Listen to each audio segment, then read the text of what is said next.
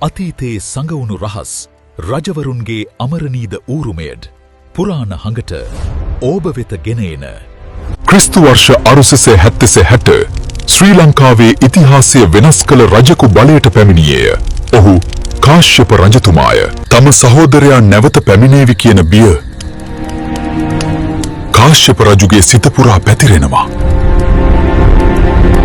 The conflicts to gain the kingdom completely changed King Kasyapa's life.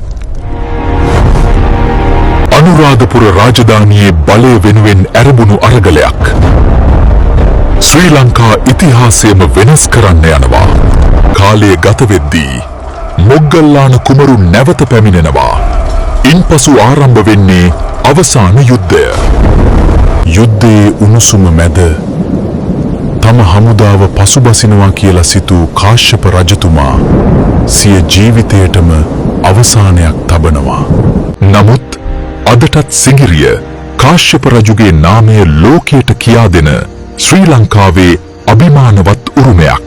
සිඟිරියේ බිත්ති මත ඇඳුණු සුන්දර සිතුවම් අදටත් පුරාණ කලාවේ රහස් කියා දෙනවා.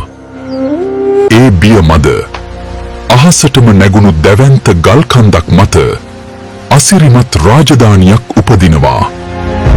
King Kashyapa, who feared an invasion from his brother Prince Moggallana, builds a new kingdom on a massive rock mountain, that is Sigiriya. ජල උද්‍යාන, අලංකාර බිතුසිතුවම්, ශක්තිමත් ආරක්ෂාව සිඟිරිය ලෝකයේ පුදුම නිර්මාණයක් බවට පත්වෙනවා.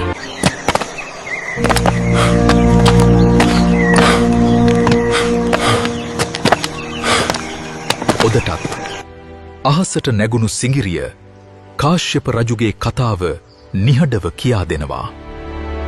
Hidden Stories of Ancient Sri Lanka, The Forgotten Legacy of Kings. Purana Handa Official.